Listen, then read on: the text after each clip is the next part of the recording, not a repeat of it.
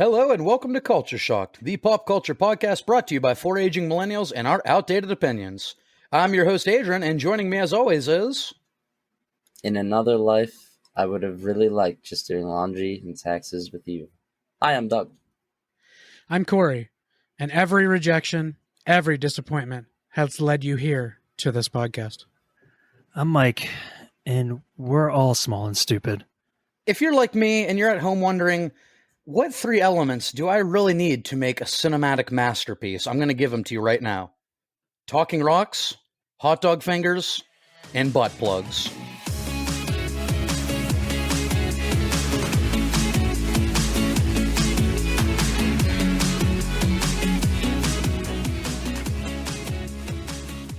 All right, so today we are here to talk about, inarguably, undebatably, the greatest goddamn movie of 2022.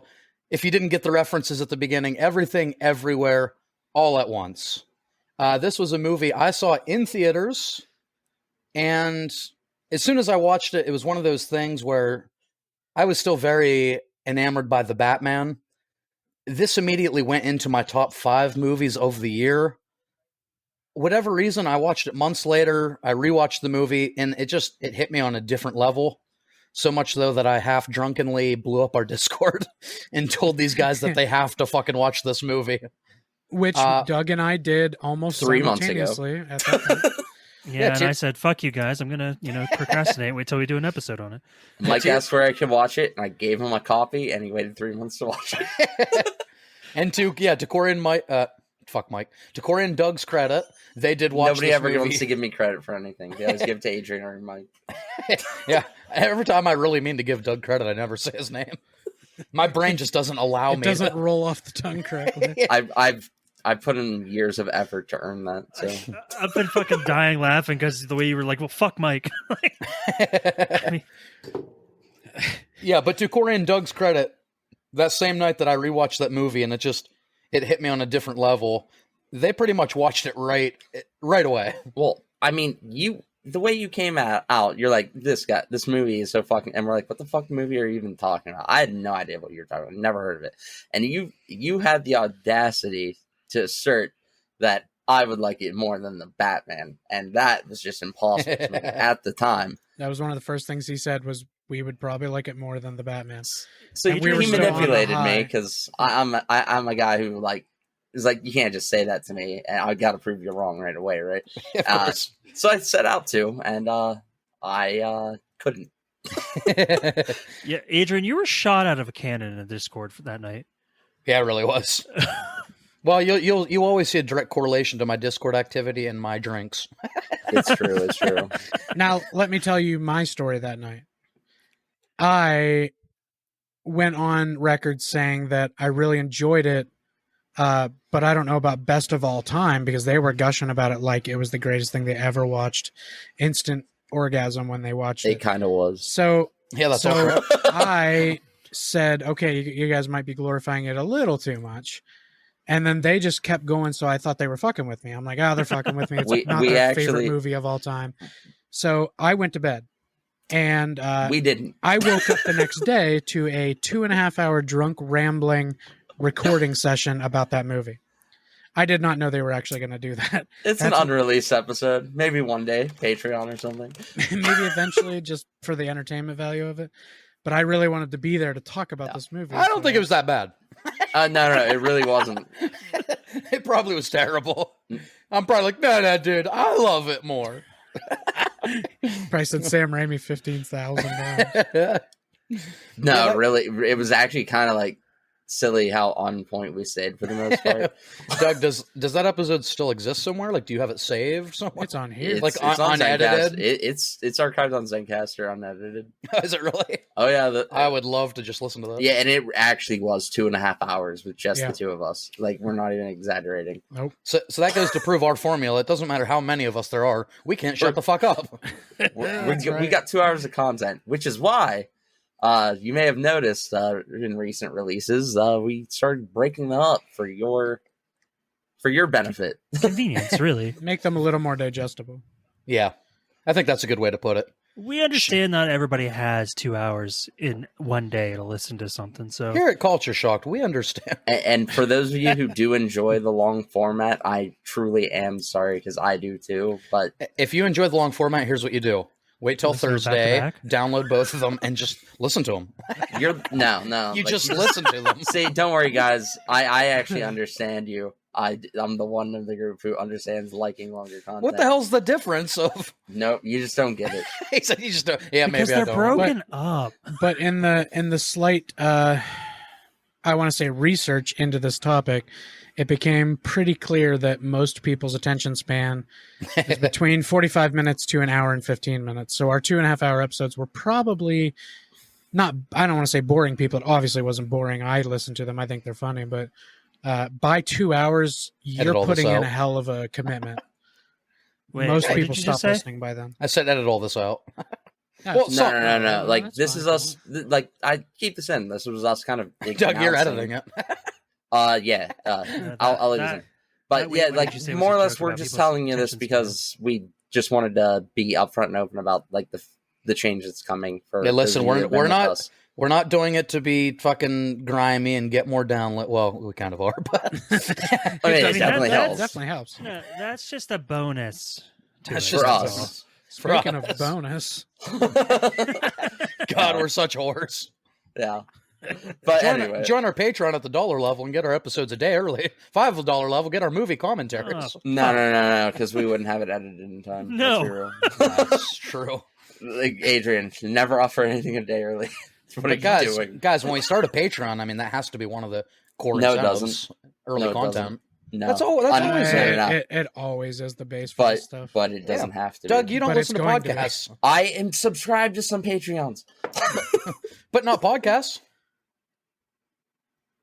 Your mom's a podcast. Anyway, Our moms God. did. That's true.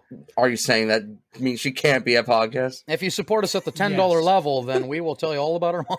We don't have a Patreon. I'll If you use support my, us- By the way, we don't have Patreon. If you support us at the $50 level, Adrian will shut the fuck up. Oh, cool. Wow. All right, here's $50. Anyway, Wait, can I get to in get on back this? to what I was saying. Here, I'll give you 150 for all you to shut the fuck up so I can keep talking. Anyway, All right. It's your room, Doug. You're in The- charge tonight. but Did he move it? did I move it? What did I move? Go ahead, Doug. What were you saying? Did he move what? No, you don't get it, Doug. You just don't get it. I don't. You just don't get it. All right. Anyway, Wow, it's been a while. It's been a while since we made that reference. You don't get was it. that the okay? You just don't get it. Okay, you don't get it. And the drag. Anyway, Let's That bring song back got all the that classics. song got Doug so emotional he lost his voice at the end. no, I've been perpetually sick Doug- for almost a month. Oh, Doug cried. Guess who cried? He totally cried. Oh, speaking of crying, this movie. Yeah. Hey, good transition. But I just wanted to get that out there, let you guys know before we got into it. What were we were talking about something before I. We kind of went everywhere. Kind of went Mike? everywhere about. No, everything. don't you Oh, fucking okay. finish that joke. We kind of went Don't everywhere. you You're right. fucking- Guys, we can't talk all at once. Let Doug. All right. Guys, I'm looking forward to the sequel. Something sometimes in a short span of time. A little bit, So it'd be 15. a little bit, movie. not often. I feel like it's gonna have less action. A little Nothing- bit, just here. Just there. Nothing, never. Okay. No. In- Nothing, in nowhere. small parts. Nothing, Small nowhere. parts. A little bit, not- just here. And Nothing, never, no. No, it's nothing, nowhere, not at all. Yeah, there you nothing, go. nowhere, no. Oh, Looking forward to the prequel. That's just taxes and laundry. That's true. Maybe it wouldn't be that good. like their Sucks. life of just doing. That's a good point, Mike. I'd be at the theater like, this kind of sucks. You know what I am. I never want a sequel or a prequel. Since we're on that subject, ever. I just want this movie to be what it is, and that's Yes, please. that. Please, Yeah, for the love they of really God. don't need to make a cash camel out of it. Right. It is 2023. I How know. can you insult camels like that? You camelist. You Because, camelist. because camels killed lots of children of my generation by selling them cigarettes. Hey. Hey, you They leave were- Joe alone. Joe's a slave to big tobacco, man. Yeah, okay. That camel smoked cigarettes for 60 years for you. Yeah, and he's fine. Yeah, and he's fine. dead. Look at him. Bro, when I was in high He died I in was- 1942. He's fine. Can we talk about this movie? Like all kids' stories, it's best to start right at the beginning. So why don't we do that? Chapter 1. there's actually a cold open in this movie before everything. There is, yes. Not very often you Was see there? Yeah, because well, at the beginning, like they're just talking, and she's sitting there trying to do the taxes, and he's sitting there trying to give her the divorce papers, and she's just completely ignoring him the entire time. everything Cooking the noodles for Pop-Up. I thought part 1 popped up before that. No, everything starts when they go to the IRS. Like right before. So that means you already saw a glimpse of the fucked up security camera and stuff before it even Yeah. said part 1. Yeah. Okay. Yeah. And Mike, did everybody catch that little? Yes, Yeah. I did. I actually had to rewind it because I was like, wait, what the fuck did I just see? Because she's just sitting there doing her thing, and then in the background, on the security camera, you see him like just suddenly like just switch, and he's doing kung fu moves, and like why? Like was- jumping over the fucking to get that ticket to that person But, faster like, and stuff. why would he do that though? Yeah, Like, that's there was nobody in danger. I was hooked in at that point. I was like, all right, take me for a ride. Where are we going? I loved it too, but Mike's point is actually very accurate. There was no reason for the It was parkour kind- around the it was- laundromat. It was literally just to show you that this movie was about to be fucked up. Yeah. Oh yeah, and I think that's a great It was way to do it was a good way to do it. It just like if you really analyze it, like one, you like you said, you had to rewind it to catch it, and two, it didn't really serve a purpose other than to show you that this movie isn't going to be just them it doing taxes and sets laundry. expectations. Yeah, I think that that kind qu- of scene sets the expectations for. I think that quite literally is the point. Because then you're like literally like, why did that happen? Like my first question was, what the fuck was that about? Like Well, that that was, clearly wasn't for laundry. Now, I will say this: since you guys did kind of give your little thing about this movie, I went into this movie with the expectation, knowing it was kind of fucked up. So, like, I'm not a big fan. Like, I'm not a big person who cares so much about spoilers on movies. I don't like really care if they get ruined for me. You can't go into this spoiled. Right. So Doug and Adrian kind of explained a little bit about the movie to me before I ever watched it. And I remember being like, okay, so I'm in for a movie that's going to be really weird, and it's going to be hard to follow if you don't pay attention the whole way through. yes, Wasn't and it? yes. Wasn't my explanation? It's a movie about it where the villain is an omnidimensional being that can exist in all versions of itself simultaneously. Yeah. Yeah. Okay. I wasn't expecting it to be her fucking daughter. Jobu Tabaki. You mean Joy?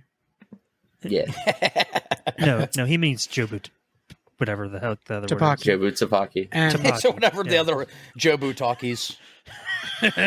Talkies, I love those jibs. Dude, that know sounds what like a joke straight out of the movie that the mother would have made. Right? Rakakuni. Rakakuni. But yeah. So Mike went into it with a little because we had to give him some reason to watch it. And while I wasn't sure whether he'd like it or he'd hate it, I kind of have a fear that he's gonna hate it. That he kind of hated it. But I hope that he got some enjoyment out of it, We'll get or was there. able to at least see We'll the get- see the message behind it. I somehow, without going into detail, because we're going to do that obviously with this Yeah, episode, there's a But bit I have to talk about general- on that topic. a general consensus for me is I somehow both loved and hated this movie. Explain yourself. Like, I'm never going to watch it again. I will say that. Never. No. I've watched it 3 times. And that's fine. It's your 3 favorite times here movie. too. Never, nowhere, not at all. Well, I might Well, watch it's- that. It's not my favorite movie, but I mean, my favorite movie of last year. It might be my favorite movie. It's one of them. Yeah, it's great.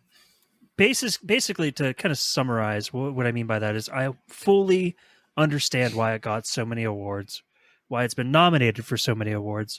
The acting was phenomenal. There were so many fucking silly, stupid moments at times that you're just kind of like, you sometimes were shaking your head like, what? Like, what the fuck was that? The best part about them, as ridiculous as they were, they didn't like take you out of the movie. No, that is very worked. true. I will admit that. Even Like, hot even the dog part, fingers. Yeah, even I the was like, part what? where she randomly has this giant ass fucking dildo and starts beating the shit out of the dude with it, you're like, this is happening, and Dude. I'm not like, I get it. Okay, All right, so can we all admit that Jamie Lee Curtis 100% deserved the recognition for being a pro for sure. wrestler? Yes. Yeah. That was the best. Oh Bro, my Jamie Lee God. Curtis, after like 4+ decades in the game, it was so great to see I'm her glad she won an reaction Oscar, on right? stage. Yeah, I didn't And- know she had that kind of acting in her to do a character. Jamie like Lee this at Curtis? all. This character, the whole like fucking. it's not I'm her. It's not her normal character. That's just not what I. Yeah, I've never. I don't have. I will say, like, if I read this script and I read for that character, I would never say Jamie Lee Jamie Curtis. Lee Curtis has to be her. What about that chick that was fucking Laurie Strode? Well, that's the Has thing. to be her. I don't have a lot of experience as far as like seeing a lot of Jamie Lee Curtis's stuff. Uh-huh. It's Like a lot I know she's it's in just the a lot of Halloween random shit. movies, and I And know she's in Freaky Friday, and I seen her as. Did you say a lot of Ring movies? No, I said a lot of random movies. Oh, And then she's in a obviously, lot of Ring movies. Like she's she- not in any of those. None of them. No, plays- not that ring. Not that ring. Right. but I was gonna say, and obviously she plays, Jessica Day's mom in New Girl. That's literally. See, I didn't know that. That's literally the extent of my knowledge of Jamie Lee I Curtis. like how the one that Mike's So- like, and obviously she's the. I'm like, You never who the saw fuck is True that? Lies? Nope. Oh my god, I Oh, love that. movie. Trading Places? Nope. My Girl? Nope. You've never seen My Girl? No. She's in My Girl. Wait. Oh yeah, she is in My Knives Girl, Out. that Fuck. old ass movie and Macaulay Culkin shit in it. Yeah. Jamie Lee Curtis is in that. Yeah. I forgot she was in Knives Out. Where? I love My her Girl's Knives actually Out. like a classic, yo. Well, go back and watch My Girl. Actually, And Mike, watch Actually, My Girl. yeah, that's like a classic. Like, Yeah, it's a So classic. When we do an episode, I can be I talking do an episode about- on both of them, My- 1 and It's- 2. It's gonna make you hungry for honey, though. Just so you know. Yeah, I don't really like honey, so probably yeah. You will. Well, then you're not gonna like that. You're gonna like what it. Let's put it this way. You're gonna love it though. You see that picture of Madonna going around recently, where she looks like the Crypt Keeper got like injected with Botox. Yeah, It's a good Macaulay Culkin description. did that as a kid in a movie. Yeah, let's just say Nicolas Cage said it best in The Wicker Man. I'll leave it at that. Not the bees. He said, "You bitch." I knew what you were bitch. going for. You bitch. Didn't he dress Or up as bitches. a bear? Bitches. No. You bitches. Yo, Is it the movie where he was in a bear costume? And, like, Yes. jumped Yeah, frozen it's And he so punched weird. a girl. Yeah. Wait, was he Cocaine Bear? Whoa, I like that. Mike, that was Daniel Day-Lewis. Oh, yeah, easily. He's just confused. very method. You Yeah. bet your ass. He went and he literally had he went and fucked a bear to get into character. Yes. No, but I was happy for so many people in this movie that deserved fucking recognition. First of all, Absolutely. Jamie Lee Curtis, of course, I love her. Yeah, it's Uh, great. As she the two being main a- characters. Being a Halloween fan, of course, I love Jamie Lee Curtis. I love her in everything else we've talked about: True Lies, Knives Out, My Girl. mhm. But Michelle Yeoh, if you've ever seen her interview, like where she like literally breaks into tears about finally being recognized for what she can do, not just like her martial arts, but Yeah. the emotion and like the gravitas she can bring to a role. Wasn't she? She was basically, always she was typecast typecast for 40 years almost. as martial arts kung fu Martial fucking- arts lady. Like that's all That's she's a- ever got to be. and she was so fucking moved by this movie, like that they chose her, Someone gave her a chance. gave her a fucking chance. And Like, now, I don't know. now that we've seen the Oscars, we know it fucking paid off big. Yeah, I time. don't know much about like the directors behind this and stuff. The Daniels. Daniel Yeah. Kwan and Daniel Shiner. I don't know much about them, but it's like they went out of their way they saw something in so many people that nobody else No, was no one willing to saw. see. I don't know what it was. Well, actually, Daniel Kwan wanted to do this movie, and he didn't think he was good enough to be a director. And Daniel Shiner talked him into doing it. but fuck, dude. The only other movie the Daniels have done together is Swiss Army Man. I don't even know what that is. That's Daniel Radcliffe. Yeah, it's a Oh. good movie. Yeah, it's- that is a good movie. It's also like, is it fucking good movie wild. to the point that it won like It's- all the Oscar awards? No. No, it didn't win awards. It was one of the lower A24 movies, but it was good. It was Daniel Radcliffe and Paul Dano, Yeah. like stuck on an Yeah. island together. So and, actually, thinking about that, Doug, you might fucking love that movie. and, Yeah. I think Doug actually really would love that movie. Well, then And- again, Lighthouse sucks. So Yeah, but that's not the Daniels. I know. I was just joking. Oh, I was gonna say, Doug, you might fucking just love the Daniels. I mean, that's very possible if this is their style. Corey, I'm sorry we interrupted you. You yeah, you're continue. starting to veer away from what I was about to say. Yeah, I realized that. I was just telling you that Swiss Army Man is like they're stuck on an island together, and Paul Dano's character is like alive, but Daniel Radcliffe's character is a human Swiss Army knife. Like he can use him for all kinds of stuff. He literally rides him at one point. Giggity. That's as much as I can possibly explain it to you because it's weird. I can get down with that. Daniel I'll check that Radcliffe out. does some weird fucking movies, Dude, I love him. and I'm here for it. Yeah, Yeah, Guns He- Akimbo. God, he- Jesus. Guns Akimbo. Did you he's ever see also the? in did you Now ever You see See the- Me Too. Did you ever see I the one love him where? and Now You See Yeah, Me yeah, Too. but that's not like a weird movie. No. Like, did you ever see the No, movie? it's What's it just called? Great. Where he fucking grows horns? Horns. Tusk. Oh. Is He's it called not Horns? Tusk. It's called Horns. Yeah. It's called Yeah, He did Horns. say Yeah. Tusk. If you guys have seen Horns, that's a weird fucking movie Dude, too. he did a Broadway play where he had to like ride a horse naked on the I stage. was gonna say, wasn't he like naked practically the whole entire time? Yeah, while riding a horse. God There's bless something Daniel Radcliffe. He just doesn't. He's down. Absolutely. He's down for it all, man. He is down. Thank God his dad gave in and let him, be in Harry Potter. Let's just Right. say, man, for a kid who was an alcoholic at age 13, he somehow overcame that and is now living his He best got it out of the way early. Yeah. Yeah. And now he's like out there rocking it. But you guys talk about recognition and everything. Dude, the actors in this movie, fucking every single one of them brought their A game. Ah, fucking. I What's- was, Oh my god, what's his name? I'm so bad with names. Ke-Huy Quan. Who? Yeah, him. yeah, Yeah. Short This- round, The Data. scene, the fight scene, the very first fight scene, Oh, with the basically fu- the very first fight scene in the movie with the Chapstick. dumping, with the No. yeah, he Well, does yeah. that. Is, Yeah, is you he were going like? to talk about it, Mike? Yeah. Yeah, Is he that like- was Yeah, go literally ahead, my go ahead. favorite. That's like my favorite fight scene with the fucking fanny pack. Yeah, Like that fucking it's thing. so Jackie Chan inspired. I was like, my mind was blown, and I knew immediately as far as like the fighting goes in this movie, I was going to be hooked. I wonder how certain people see this movie. Like, if you've never, not saying it's like an age thing, but if you've not gotten to a point in your life where you've thought about life and what's the meaning of it all and existentialism, and like it could just be like a good Jackie Chan comedy type movie. I wonder if some people see this movie that way. I'm It definitely sure. had some funny moments. Yeah, for sure. It's funny. It's funny, and it has some really good action sequences. Like Ke-Huy Quan, he was like, you guys probably know his story. I don't know if all of our listeners do, but it's really sad. He fucking left acting for a long time because there were no prominent roles for like Asian Americans. No, yeah. And he was two of the most iconic. He was short round from Temple of Doom. He Yep. was Data from the Goonies. I Yep. think his last role before he quit was Encino Man. He had a small role in Encino Man. Oh my god, that fucking movie. Did you see that little? Did you see that little thing recently about how he was coming like out of the fucking like room or something? It was like when he saw Harrison Ford again recently. Oh, and he yeah. came out of the room and Harrison Ford was there. He's like, "Oh shit, he's gonna think I'm just like one of his fans." And he Yeah. looked right down. He's like, "Are you short, Rand?" Are you short round? He's like, and he said, and instantly as a child again, and I just responded, "Yes, Yes. indeed." I Yes, was like, Andy. "All right, like I'm not even a fan of that, but that's great." And Cave and said like he had that grumpy Harrison Ford look on his face when he first saw him. Like that, if there's a resting bitch face, like Harrison Ford has like resting dick face, Yeah, That doesn't sound right. resting dick face, Dick That's when you rests walk on up. his That's when you face walk up often. behind somebody and put your dick on their face. resting dick face sounds like a type of martial arts that would be in Everything Everywhere All at Once. Yes. I mean, I think we saw it in the one scene. Quite literally, we did. That was so fucking weird. That What, What?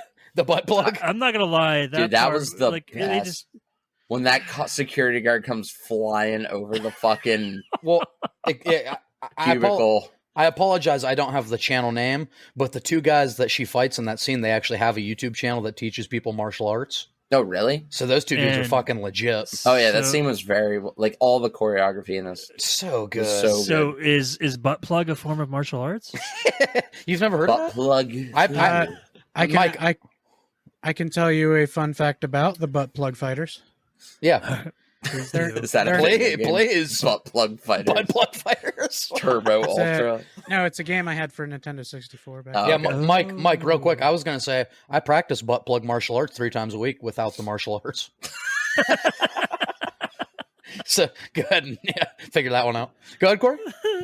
The two butt plug fighters. Their names are Brian and Andy Lee. They're brothers in real life. Oh, Your brothers? So they're actually butt plug brothers. They're actually butt plug brothers. are you guys? Adrian, Corey, are you guys butt plug brothers or regular brothers? No, BPB. I think it's actually butt plug cousins because we use the same one. Oh, Wait, Corey, your brothers? No. No. Yes. Hey, everyone, check out our Will Ferrell episode. that's cool. So they are brothers, huh? Yeah, Oh, wait, they're actually like a martial arts family. And Yeah. they're both in the acting world. I'm pretty sure their YouTube channel has like millions of subscribers. I wish I fucking wrote down the name, but yeah, they teach people martial Well, arts. their names are Brian and Andy Lee, L-E. So Yeah, if so- you want to look them up. Oh, so they're in Double Dragon. So they've been around a long time. Don't worry, people. We'll do that bad episode one day. Oh, yeah. Bimmy and Jimmy. Wait, was the one guy's name Bimmy? It was a typo in the fucking NES version of the game. He was named Bimmy. Bimmy and Jimmy. Yeah. So, Mike, being somebody who both loves and hates this movie, Yes. what specifically, what did you love about the movie? Like you said, you like the fight sequences. All the fight sequences were phenomenal. Even the butt plug thing. Like It was. as weird, as fucking weird as it was done so well. When that guy jumps Like- from the fucking top of the. Yes, yes, that was that's one of my favorite parts of the movie when she has the dude in a headlock and the other guy, the bald dude with the security just would naked from she- the bottom half. when she fucking just yanks both things out of them, I'm Oh, just yeah. like, Oh yeah, when the one goes above her What? and the one below her, she And pulls she's them like, both out. and the way you guys described the shit that they had to do to themselves to get to like a different like Yeah, version, Yeah, like I thought I was gonna really hate that, but it was actually really clever. it's It, very. it was actually Like- like, why would you ever do that Yeah. kind of shit? And Like, eat the especially- chefs. Especially when they were like, "You need to say I love you and mean it" to Deidre, and she's like, "Why would I do that?" But when you realize that in an alternate universe, they're actually lovers. Yeah, and hot dog fingers. So you're like, that okay? I get it now. So good. Like there's actually legitimate. There's not One legitimate thing- reasons for everything because like why would you shove something up your butt to? Mike, not everybody. People don't sit there and judge You're you. about Don't to judge offend them. a whole group of people. Yeah, and All that right. group is probably bigger than you All right. think. Touche. Wait, guys. But okay, you know, I think it'll. I thought I was good. I actually thought it was going to bother me when he's sitting there trying to No. fucking paper cut every individual thing. To his fingers. oh, that was But- the hardest part to watch in the whole It movie. is. It didn't phase me. Really? Yeah. Well, I'm really good at knowing that that's not really what was happening, but Oh, I see. but No, he actually cut himself. you know, I saw it. It was on screen, Mike. You can't make that shit up. I thought it was really clever, and the whole like Is you know, Alpha Wayman an Bluetooth emo device dancing? and stuff. Wait. just- Did Jamie Lee Curtis not really jump down a full flight of steps with No, a she flying did. knee? Well, no. Yeah, no, she actually did that. She actually did that. Oh shit. Okay. She actually, she does but- all her own stunts. her stunt double is Michael Myers. He's out of work now. The biggest thing that I think I loved about this movie is just the message in itself. You know, you could kind of people who see value in family, which I mean I do, but I don't think that that's what this movie was really trying to do. But those who see value in family at the very end, when she's like hugging her daughter and is like, Oh, I don't want to be anywhere but here with you. I mean that was fairly touching, but I love that's that not scene. to me. That's not what the point of this movie was. no, this is great. Before you get into like what you think the point is, this is one of my absolute favorite things about the movie. Is I have seen so many different takes on this movie. It means something different to someone else, like to everyone. Like I've seen people that Yeah. think it's about your parents setting unrealistic expectations for you. I've seen people that think it's about being an immigrant family living in America. I've seen people think it's about suicide or depression or positive and negative nihilism or existentialism. So I just love that everybody takes something from this movie, and you're never wrong. Like, whatever you take from this movie. Are you saying this movie's core concepts are a little bit of everything? What else? It might be everywhere, really. I had no more. But I'm fascinated by this, Mike. Like, what did you take from the movie? Well, what did you think the message was? Before I really get to that, I just want to tell you guys, if this gives you any idea of where I'm at in my mind with this movie, I wasn't sure how I felt about this movie at all until it got to the scene where they're just rocks. Yeah. That is when my opinion of the movie solidified to, like, I absolutely love what this is doing. I love the message it's trying to convey, in my opinion anyway. But at the same time, like, I know it's one of those movies I just can't watch again. So what was the message it conveyed to you? The message that I got out of it, really yeah. The message that I got out of it is essentially like, you need to understand that everything you do matters, but it doesn't matter at the same time.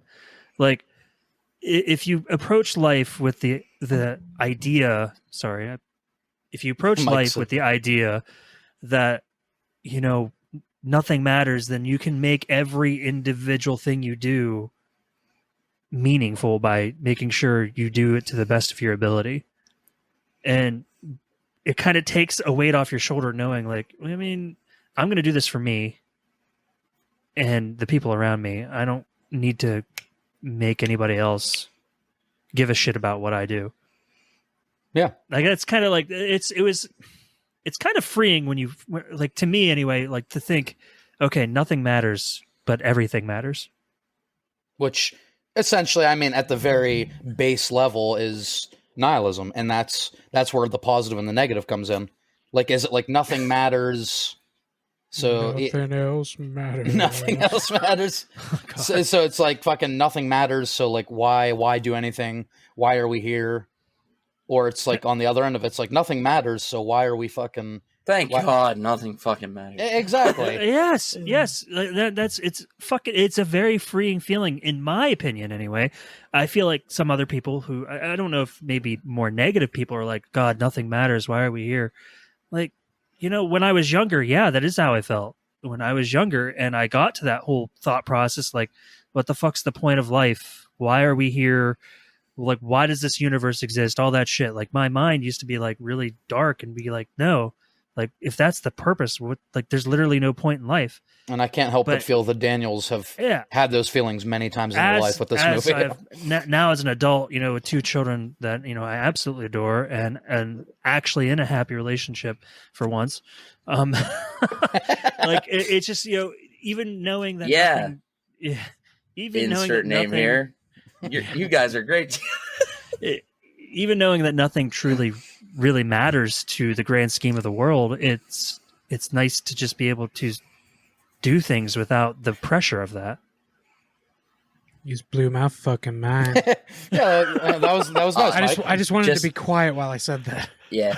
You just blew my fucking mind. Just to touch a little bit on that, like the whole nihilism thing, Adrian, it isn't the idea of like Neoism? Nihilism isn't. It is the idea that nothing matters. Matrix? It's that nothing things don't need to matter is more the purpose. And by saying nothing matters, it's not like, oh, that's such a, it's like, why does it doesn't need to have a purpose? It doesn't need to have be important. It's important because it's important to you, and that's okay. There's not like a master magical plan behind it to make it matter. It's right. Just because you want it to matter, it does. Yeah. It's the complete opposite of the people that sit there all day and just think there has to be a reason for this stuff happening. Yeah, it's just there doesn't. I truly don't. Everything doesn't happen for a reason. It just happens, and it's all in this movie does it so perfectly to explain it to you that everything that happens is due to just one tiny decision that you made. And that's where it comes like everything matters, but nothing matters. Every decision you make if that leads makes to sense. an infinite possibility where you So- could have made another decision. Yeah, that you'll and, never and, get to like make. the movie kind of shows that Evelyn, Michelle Yeoh's character, she's kind of made a lot of quote unquote bad decisions in her life Yeah, Just decisions, period. that have He- led to where she is now. I would never even consider the decisions that led to her laundry tax life. Right. I'll short term Well, that. She ran Wayman, away from home with Wayman. Yeah, Oh, Wayman to even America. Sorry, Wayman Corey. even says at one point, "You are literally living your worst self." So she's like Yeah.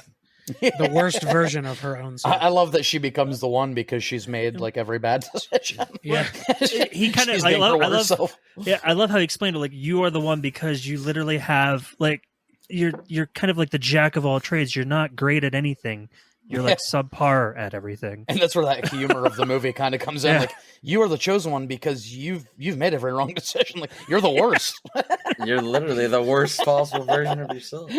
If you would have been good at anything, you wouldn't be here right now. For me, to Which be able to do that. Wayman had to have looked at her a little different than his Evelyn, because his Evelyn was like brilliant and perfect. Right. So yeah. when he was there with the pathetic Evelyn, he was probably like, oh, he God. abandoned her at one point and then came back because she. Yeah, because Yeah. he's like, Made it- you know, she I was wrong. You're pulled not it the off. one. But at the end of the day, that same Evelyn or Alpha Evelyn still had the same fucking glaring flaw where she wanted her daughter to be the best at, like traversing the multiverse, and she still. Oh, she too was. Oh, and she she's ended up definitely the becoming best at that. it.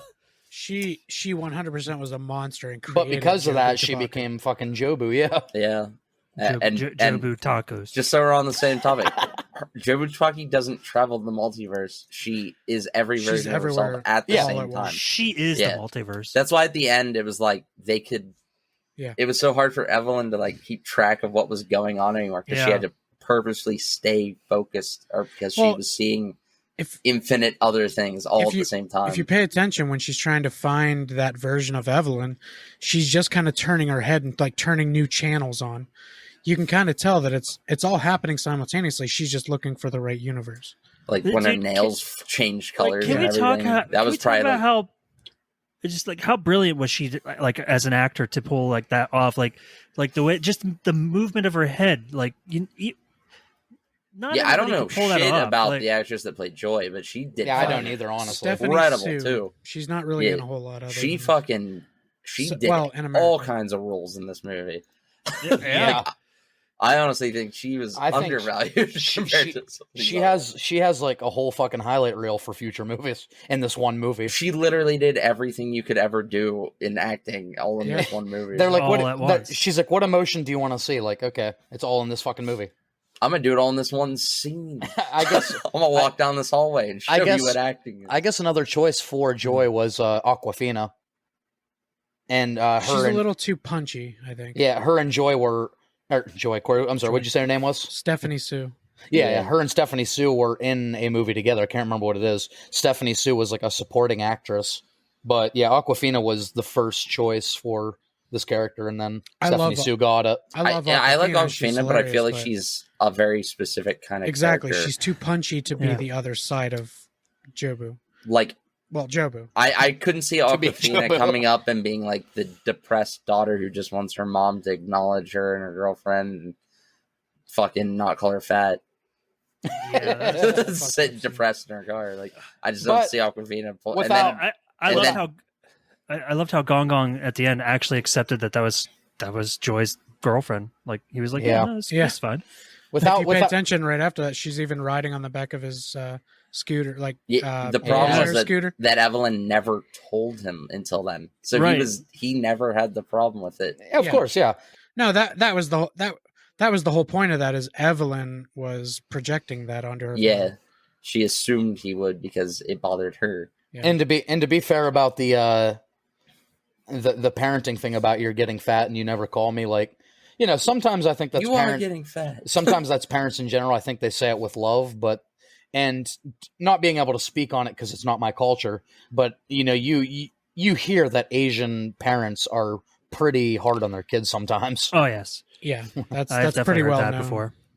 Yeah, so I think that's kind of what they yeah, were getting at with. Yeah, parents like to tell their children they're getting fat in the same way that I tell you guys to fuck off. It's endearing. It's endearing. Sure. Or your mom tells you till you're 16 it's baby fat. It'll eventually go away. Yeah, see, Listen, our mom went there's- the wrong way on that. Yeah, you can lie. She to should your have said, kid. "Guys, you're kind of fat." You can raise a Cartman by telling him he's perfect and wonderful, or you can correct him and have someone who's useful. Have somebody who will contribute. Like, will you guys please stop eating, you fat fucks? You're gonna stop. We don't even have the money for this. fucking- Guys, we would all be great therapists. Oh, yeah. Yeah, Maybe yeah. just eat less. Have you considered not doing cocaine and eating?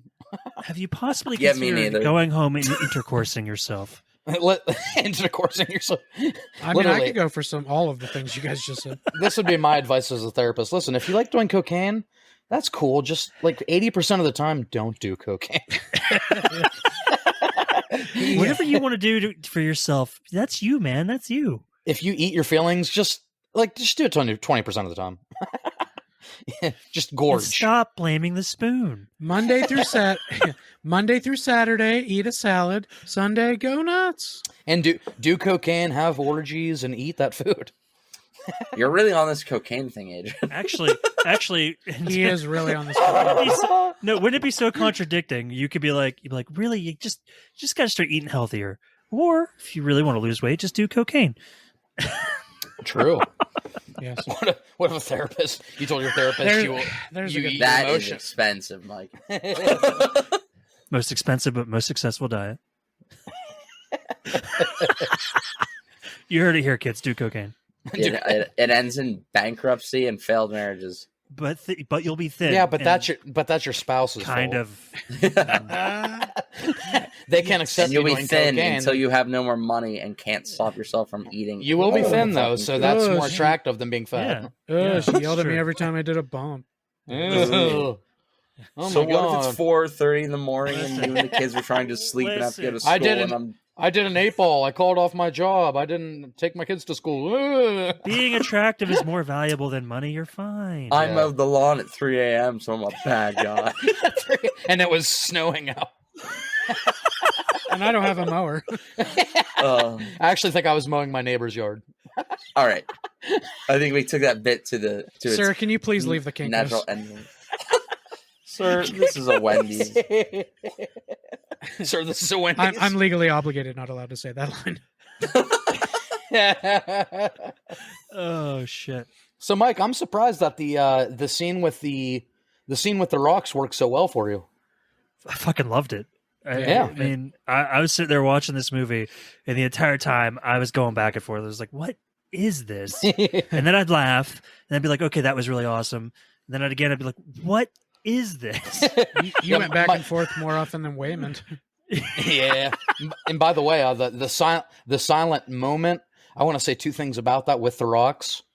A, that was actually Michelle Yeoh's idea to just have that, because the original script had them actually talking with dialogue No, with their I voices. loved that it was silent. It Yeah, made sense. Michelle They were Yeoh fucking wanted rocks. the rocks. And B, just the one experience that you guys can't relate to just because you didn't see it in theaters was how fucking weird and profound that moment was when that came out of nowhere, because I can imagine. Oh, Yeah. suddenly there's these rocks come up out of nowhere and people are fucking subtitles are laughing. on the screen. They're laughing their asses off. Me You were- included. We're laughing. But then about 30 seconds pass and they're still doing these subtitles and it's just fucking silent in the theater. It's silent on the screen. And there's just, I don't know, there was something so weird about it that I loved that you just really don't see in movies. well, the juxtaposition of everything that was going on before that. Yeah. was- They're in the so laundromat, jarring. the police are there, and then she fucking turns into a rock. And I then just it's love that it that had scene googly was eyes. just wrong. Hey You can guys. thank Wayman for that. Exactly. Hey guys. What? Do you think they call their Dwayne Johnson Dwayne the Flesh Johnson in that universe?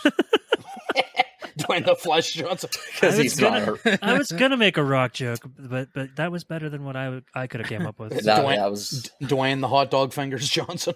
That's the other universe. Yeah. Which, by the way, No, I want to say you were slightly ready for the weird rock thing because they kind of led you in with the not okay. the hot dog fingers is weird enough, but then when they're watching the King and I, Yeah, on And the TV, that was it's fucking just weird. shooting hot dog ketchup thing. and mustard all over each other's faces. It was like, okay. It was. The hot dog, Hold on. and like when they play the fucking piano with their feet because they Yeah. had to get really good at doing I stuff with love their it. feet Corey- because they have hot dogs. Corey, that scene that you were describing where all the shit spurt, like, it just literally was a live action version of Sausage Party. Yeah. But I think what the Daniels fucking do so well is they take these abstract fucking hot dog fingers, rocks on a mountain, Raccacoonie. I don't know how they fucking do it, but they take things that are so abstract and they It's so they put fucking out emotional there. weight to it. So Like you actually care about the shit.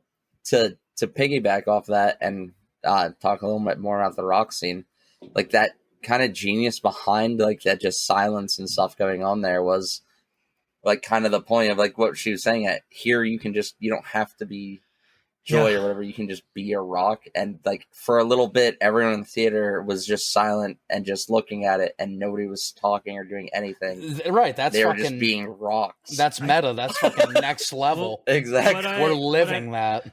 What I think is so wonderful about that scene and why I think it helped me with come to my final decision on how I felt, is with how fucking crazy this movie was up to that point. It was just a moment of clarity and calmness. And it kind of makes sense that I got a moment of clarity of how I felt about the movie in that moment. Actually, wow. That's fucking deep, Mike. Yeah, like for me, like the whole like the movie is almost overwhelming to a point up to that scene. Yeah. Right. It's like their lives are overwhelmed. Like so, if you're like overwhelmed in life, man, sometimes you have that thought. It's like, fuck, if I could just be like A rock. that'd be great. I do love how at the end of the movie they go back to that rock universe and she's actually chasing her. Yeah. I get a I was fucking just like, crack out of inching, that. And I'm gonna get you. I don't know why that cracked me up so much. No, leave me alone. Nope. Yeah, I don't remember what Giggly eyes. I don't remember what the fuck I was watching, but on a much less deep level, it's like the same thing. Like somebody's fucking giving a dog, like, you know, they're giving their dog a bath and they're just like scrubbing their dog. And they're like, you know, sometimes I wish I could be a dog. Like no Yeah. responsibilities, no bills, no life. And it's just like, it's the same thing. Like, it's just, sometimes it seems fucking overwhelming. We've all had moments like that. Like Corey and I probably can relate to this with kids. Like we've all probably been like, you know, I wish I was a kid again. Like, wish I didn't Nope. fucking have to deal with this. Like, well, I know you guys grew up in a really shitty, you know. No, not even environment. Yeah, but like there's the lack of responsibilities and like the fact that people, well, if you had good parents, you know, people doing all the shit for you. I mean, and regardless of Corey and I's shitty childhood, we never had to, before we were like, well, I guess Corey actually kind of did when he had his daughter. But before that, Corey and I never had to pay the bills. Like we could at least just go to high school, come home, play video games, That's and what I be mean. kids. Like, do you know how many times I wish I could just veg out sometimes and not worry about anything? Yeah, Corey, my son Corey constantly like levels past me on video games and then brags about it. And I'm like, bro, you have a lot more time than I do. as, Hey, as, Like, as, why don't we trade places? Hey, don't hate the play, hate the game, son. I bought the game. the older you get, you fucking come home from work and you try to play people like competitively online, and they're so good. It's because like they just fucking stay home and fucking play that game all day. No. They're better than you. That's all there is to it. And how As about, someone how who about- still plays competitively and works and stuff. and well, how about the moments where, and this has happened to me one too many times, where like you work your job, you know, like me, I work 12 hours a day, and you come home and you think about like, you know what, it would be cool if I could just kick back, relax, and play a game. But when you get there, you're just so exhausted. You're like, you know what? I think I'd just rather veg out and watch a show. See, I'm never like, to me, chilling out and playing a video game is my relaxing. So I'm even forced, a competitive game. I'm forced to be what Mike is talking about because I don't get complete control over what's on the TV. Yeah. My thing is like a lot of times YouTube is probably my. I have a lot of YouTube's mine. games that YouTube you as know require more brain function than just vegging out. I prefer those. Then. Well, no, but when you just went through a fucking super exhausting, awful day at work, the last thing you want to do is use your brain. Yeah. That's me. I was gonna say, The last speak thing for I want to do yourself. is use my brain. Doug, can you just understand somebody else's perspective? I know, Yeah, I know. fucking damn it, I'm Doug. just, you guys are all God doing damn that it, whole, Doug. like, it's just impossible to do, and I just like, I don't. Well, listen. One person's video game is one person's TV show. Is one Yeah. person's YouTube. Is one person's movies. Yeah, no. I'm not saying like it's not harder and stuff, or Right. anything, but it's Yeah, like it's yeah, really that just was- comes down to like if you still want did to it- do it, you can still do it. You did It's just, explain it though. You said like video Yeah. games is your TV show. Yeah. Is your like I get a lot of enjoyment and like mental happiness from doing absolutely playing games like Elden Ring that are challenging and as- a lot of as effort. as we saw from our movie recap of Yeah. 2022. Doug watched like fucking 4 movies last year. Like I That's what I do. literally tried- Hey, I'm up to one movie this year. So far. Have you I really? have- You've seen a movie? Ant-Man. Oh, that's right. Yeah. Sorry, good Mike. I've only seen one movie so far this year. But I bought 3 games. I've seen 8. Oh wait, and no, that- no, and no. that's I've low seen, for I've me. seen 2. I forgot I've seen 2 because I forgot about you people. Oh, right. What about But you anyway- people? Check out a romantic comedy episode. You Yeah. people make me sick. But God damn. I have. you I mean have- us people? Yeah, Sure. I have literally, tried to play a game because I wanted to when I've been that exhausted, and I'll make it like 20, 30 minutes in, and I'm like, I just want to fucking sleep. Right. You're just not in the so right. yeah, I'm just not in the right mindset to play a game. That's just what, it's different for everybody. Yeah. Yeah, I will say, I welcome to think Culture you work Shock, too a much, podcast Mike, brought but- to you by 4 aging millennials and our fucked up sleep schedule. there you go, Doug. Mike. That's Doug your gave title. you some. I don't know if Doug gave you props, but he admitted he thinks you work too much. I do work too much. Okay, but back to this movie. Mike, I'm most interested in your opinion only because I know where Corey and Doug stand. I guess our listeners don't as much, so they need to hear more from them.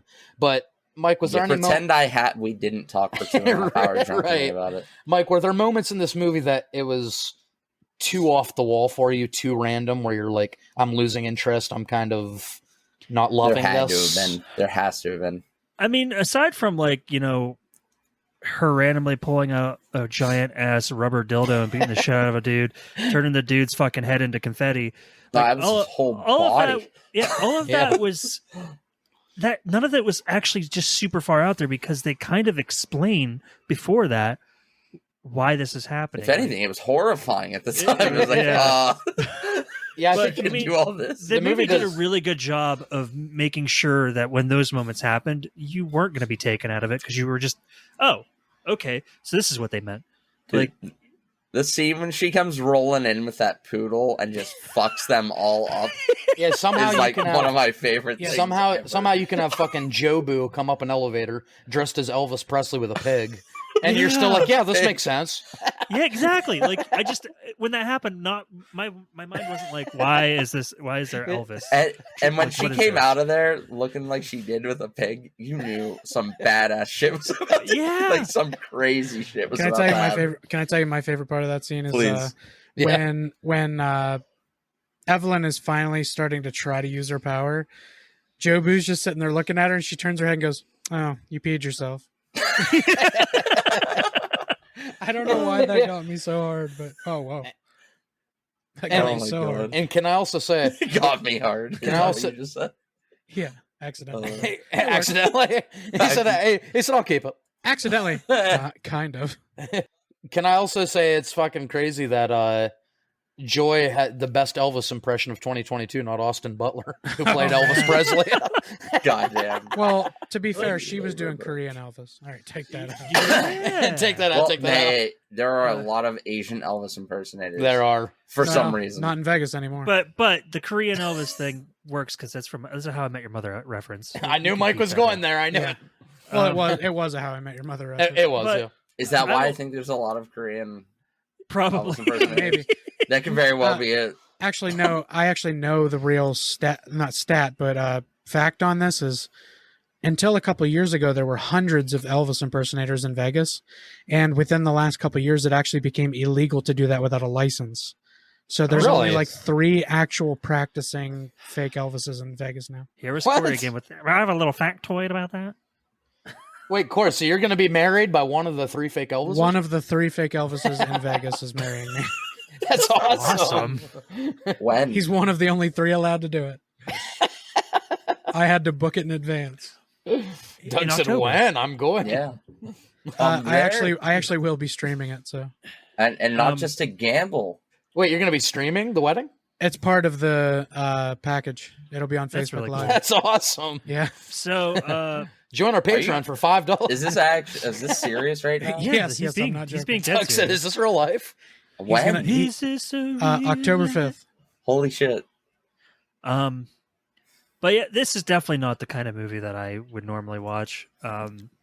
That's You would've- see when they were telling us about this, Mike, and I said to you, I'm not Yeah. sure you'll like it. That was why. Yeah. I was Oh, like, yeah, I no, know that- Mike's opinion on this kind of stuff, and the weird throws him off a little too much. I Yeah. was veer. I was like, it's not that. But then I stopped and thought about it. For the And then average person, Corey's it's like, probably a little "Oh, he's weird. gonna watch this with Amber, so it's gonna be even worse." But she's well, gonna hate it. She did hate it. Yeah, she I didn't knew like she the movie would. at all. She did say she's like there were parts that were funny, but she's like I just didn't like it, and I was like, yeah, I mean, I Mike, get it. Mike, can I do tell you get it. something that you're not going to like because you said you're never What? watching this again? The What? second time, so much more makes sense. Oh yeah. Really? It's so much better the second watch through. Man, I'll clearly have to. You watch just that you know one what by to myself. look for. the second Yeah, time. and Mike, Um, watch it without Amber. No, I'm joking. Watch it without insert name here. Hey, no, Watch about insert name here because insert I- name here is so much better than insert name here. my God. Hi, Amber. But yeah, you're right. I these guys, all three of them, weren't sure I was going to like it, and you know, I can honestly say I went into this expecting not to really like it, and I don't know how to explain it. Like I was both not not let down, or what the hell is the word I'm looking for? Disappointed, upset. Yeah, I somehow was proven wrong and right at the same time. I don't fucking know how to explain it. No, you're right. Both camps are absolutely correct. It was very off the wall and way out there, but it also had a lot of messages that grounded it to the floor. And that I think that's probably why I lean more towards the fact that I do love this movie, because I love something that has a really good message. And This movie has many messages. There are certain movies, I'll agree with you, are like a solid line, either you hate it or you love it. And this movie actually has a very strong middle gray area. Yep. Yeah. There is many people out there, even people who thought it should have won the Oscars that it did, who also said, but if it doesn't, I get it. Because it's weird. I mean, but I do get why it won, because But I that's don't the thing, think is there's everybody a single. also got why. Yeah. Here's See, I'm the- actually really shocked it had so much mainstream appeal. Me yeah. too. No, here's I the thought this thing. would have been like I an was indie too. cult classic, like that people were respecting. 20 Speaking years of from now. mainstream appeal, I actually have the Oscar wins here, and I can tell you how mainstream this movie apparently is. As soon as that's a good stopping point, we can go right back to the Oscar stuff. Stop this real quick. I just have to piss real quick. While Adrian goes and relieves himself, we're going to relieve ourselves from the first half of this episode. If you want to catch Adrian anywhere else, you can catch him on youtube.com/bakerreviews. That's youtube.com/bakerreviews. And if you want to come and tell us what you think of this first half, on Facebook, it's Culture Shock Podcast. On Instagram, it's Culture Shock 21. And on Twitter, where I do most of my work, it's CS Podcast 21. Come on over there, let us know what you think, and we'll see you for part 2 of Everything Everywhere All at Once.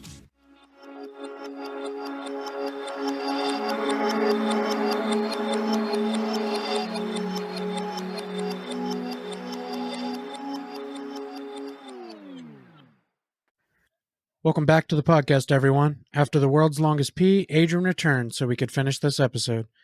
As Wayman so elegantly put it, the universe is so much bigger than you realize. And now, so is this episode.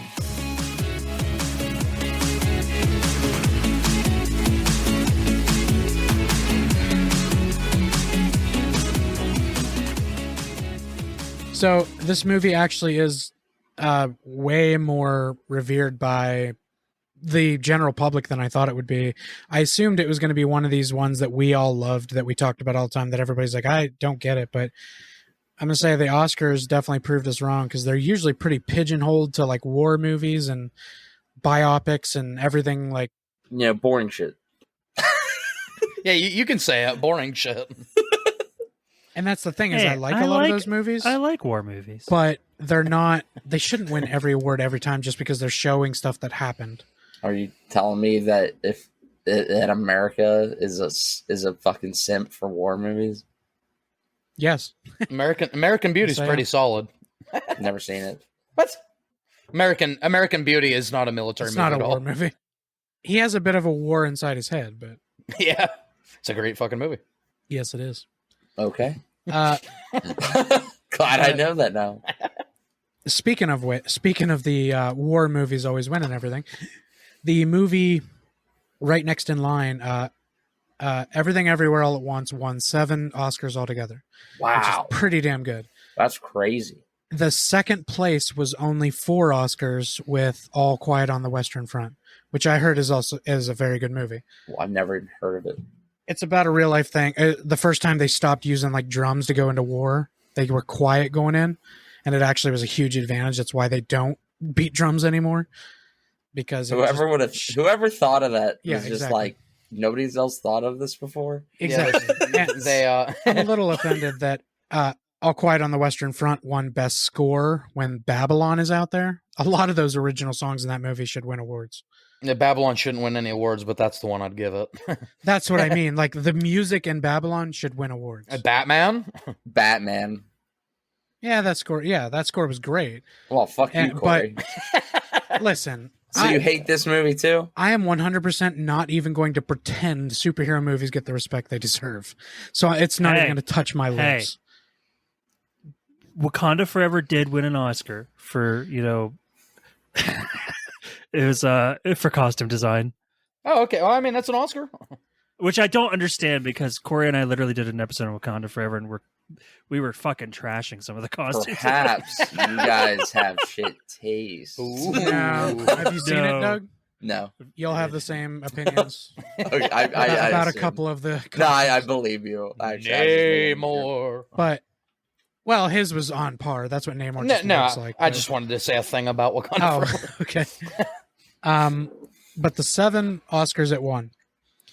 And I watched the whole Oscars. Like, it was great. I really actually enjoyed myself for the first time in probably 5 years watching the Oscars. Nobody got slapped? Nobody got slapped, but Cocaine Bear did come out with Elizabeth Banks and almost trip her on stage. Yes. I mean, It was Brendan very Fraser slapped all of Hollywood in the face. He did. Oh, yeah, won, he did. won Best Actor for The That Whale. was probably the best slap of all time. I was so Great. fucking happy about that too. And he said, and when he came up to the mic, he said, "So this is what being in the multiverse feels like." Yeah. But it won. The first one it won was for film editing. And specifically, they said for that scene where it's going through all the Michelle Yeohs in different universes Oh with my all the. God! And it's just changing universes You could fast. literally pause that frame by frame, and there's so many things There is, and that I you did. can see there. And I did. Speaking of it, before I go on with the Oscars, because we are talking about Oscars, at some point. wait, I wanted to say real quick about the. Okay, well then go ahead. Okay, I just wanted to say real quick that the visual effects and editing in this movie was done by 6 people. And What? 6 people in their fucking living room during COVID. They did all the effects for this movie. 6 guys who most In of how them, long? most of them learned how to do effects from YouTube. And it won an Oscar. And it won an Oscar for best film editing. Yep. See, guys, you can learn anything on YouTube. That's true. That's very true. True. That's what I do. Out of all these fucking Oscars, that is the most just incredible thing you can say. 6 dudes sitting on their couch who learned editing on YouTube fucking won an Oscar for best movie editing. And I want to say one of the part, if you pause it, now if you do pause it multi-frame and check all the things happening, there are problems. You see them. But when it's going fast, you don't. And it was edited that way on purpose. Yes. And I like, if you pause frame by frame when Jobu Tabaki is holding the stick, turns it into a bunch of things, and then it's eventually a sword. I did that frame for frame, and one of the things she's holding is an Oscar Really? in that scene. Wow. That's fucking wild. So Everything Everywhere All at Once also predicted the future. Yes. Except the person holding the Oscar in that scene is the only one who didn't win an individual. Oh, yeah. How didn't she? Well, Right. the category was supporting Best actress, supporting actress. and it was either her or Oh. Jamie Lee Curtis, so only Curtis. one of them could. Oh, dude, it should have went to fucking Jobu. Probably, but Gaga. Jamie Lee yeah. Curtis has been doing this longer, and I think that That's the swayed problem them a with the little. Oscars, but yeah. But it's anyway. fine. She deserved it too. She did great. Anyway, another one that it 100% definitely deserved to win was original screenplay, Yeah. Oh yeah. because this is just a fucked up story that became beautiful through their brilliant minds. The core. So, just a little bit about that entire concept lore on it, because I'm really interested in philosophical things like existentialism. I'm interested in like the concept of nihilism, absurdism, stuff like that. They took a lot of inspiration from two of my actual favorite authors, Albert Camus and Kurt Vonnegut, and because they write all their books are based on these topics, and literally my favorite book of all time was a heavy inspiration for this movie. And when I found that, I was like, it's making a lot of sense because I can feel that.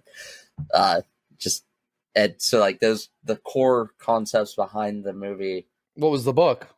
The Stranger, when the myth of Sisyphus. Never heard of it. I was gonna say, do you want to elaborate? On that? Okay. Myth Sisyphus. Sisyphus was cursed by the gods, tried to escape his mortal life and become immortal, and so he was cursed by the gods with immortal life, but he was damned to push a boulder up a hill till it got to the top and roll down the other side for the rest of eternity. I've heard of this. And from an outside perspective, immediately you think, wow, that's miserable. He must be miserable. But that's not the case. Because every choice he makes to take that step forward and push that boulder again is a choice he's making consciously, and therefore it is a choice in which he is free. So for him, every time he continues to do it, he's truly free. And that's the whole idea behind the book. Okay. But yeah, I thought the kid had to carry the pig up the mountain to let it drink the water from Madam's Arena. Holes. Yeah, that's a Holes reference. A much less deep book. Nailed it. Well, no, it was 5 feet deep. It was 5 feet by 5 feet. Builds character. Much less That's deep. okay. That was a pretty deep hole, man. That's okay. They survived on Sploosh for quite a while. Do it! Fucking Sploosh. do it! Yeah. But that's like the idea behind Sisyphus, and you can see that portrayed through Evelyn, where she like feels her life is just like fucking has no meaning. She's like cursed to like this existence of taxes, but by the end she's happy to do all these things because she is choosing to now. In a world where she can do anything she wants, she's choosing to do the things that once felt like a burden and a curse to her. And that's the major parallel between those two. And it's just like, I love that. I love shit like that. I'll never get to that point where I'm just rolling along with what's happening. I go back and forth. There are days where I can, and it's just fine, and I'm happy to do whatever. 90% of my life, I've been a roll with that kind of person. Anyway, but yeah, so like that's like the basic idea there, and it's just like that concept is just portrayed in a lot of his books. The Stranger is a little different. The main character is supposed to be written. That's where you as, like, sit on your left hand and No, definitely not. Okay. It's where you shoot a man in cold blood because you don't give a fuck about anything ever, and then you try to humanize this character. They're all complicated. They're not like, oh, this is gonna be funny or like feel good. It's supposed to make you ask deep questions. That's the whole point of like great for a podcast. Yeah, I'm joking. I feel like that is great for. I feel like that would be great for a better podcast. I should have said. I should have said great for a comedy. I should have said great for a comedy podcast. Yeah. Hey, we can get serious. I wish we'd get serious a little more than we do, but No. Serious. No, I'm enjoying listening to it. But yeah, I would love to talk about shit like this, but you guys just. Well, we have Corey's Killer Corner. We could have fucking. We'll come up with a creative. I'll do it myself. I'll do it myself. I could talk about deep shit all the time. Mike, you zoned out when I was explaining that. You did pretty hardcore. This is literally a prime. Okay, you're playing with your Flash toy. Now, as I was gonna say, let me point something out. Yeah. When Mike zones out, he pulls up his little Flash Lego and shows us. Now he had a little Lego Flash guy. I didn't want to interrupt you. I was letting you guys talk. He had what? Okay, it's okay, Mike. You don't gotta lie to hang out. You ain't got You're already that. on the podcast. You've already made it, Mike. Yeah, you're already here. Adrian, you ain't got the lie, Craig. Thank you. ain't That's got what I the was gonna lie. do. Who's that bitch? Oh.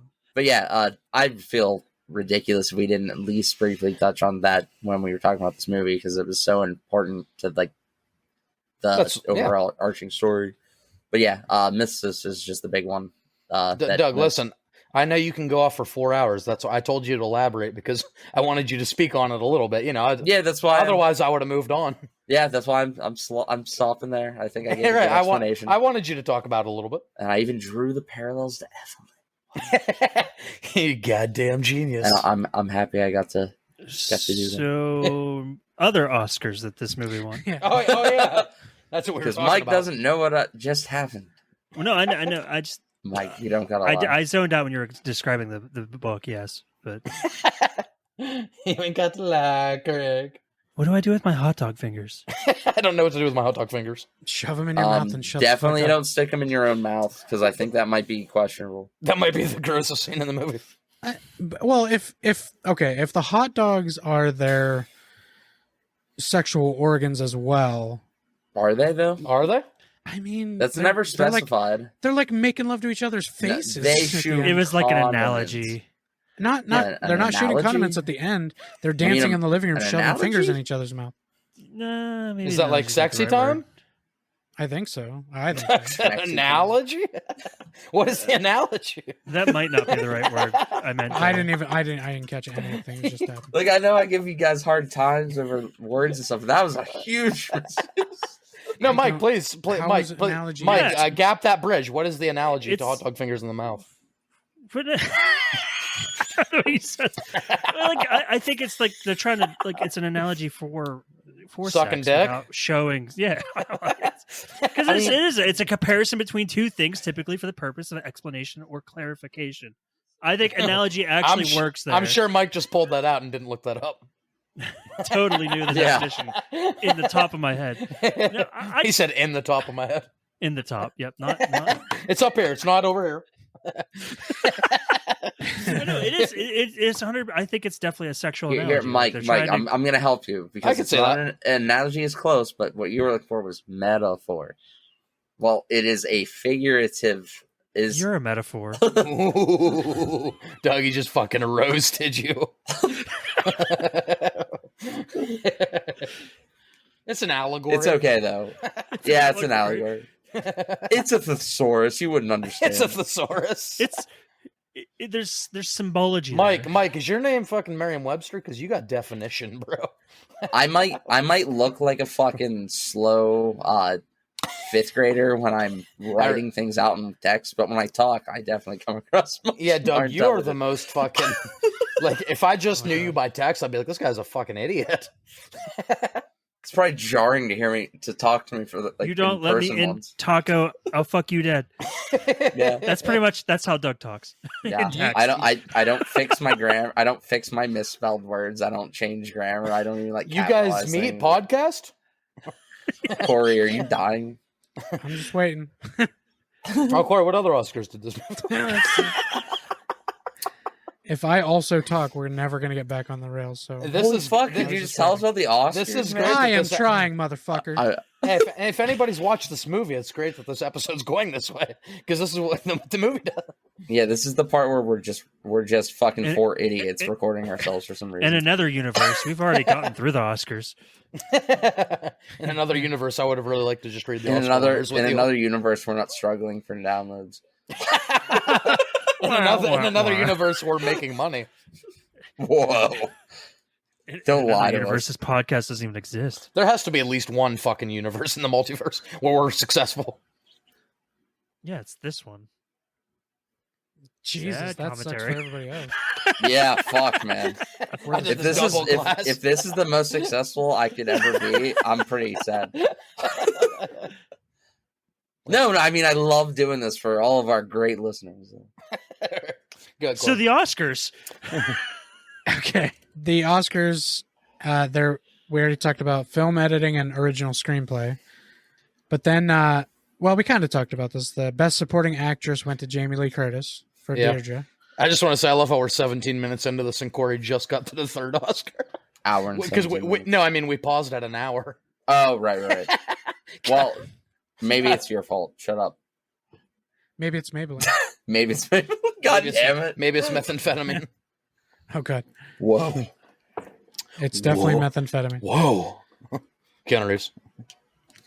And then Whoa. in one of the most beautiful moments of the Oscars, Best Supporting Actor went to Yeah. Ki Hugh Kwan, Yeah. and he won. Oh man, it was His just- speech was great. all of his speeches from all these awards he's been winning have just been beautiful. Like Yeah. can tell the guy- Everyone. you can tell the guy just his whole life felt like he wasn't as good as Short Round. He felt like he peaked, and that he was never going to get another chance. His unless it was message like a about not stereotype. giving up on your dream, and he almost gave up on his. It was even beautiful when he said that his wife never stopped. Like she Never- constantly told him, "Your time Echo. will come."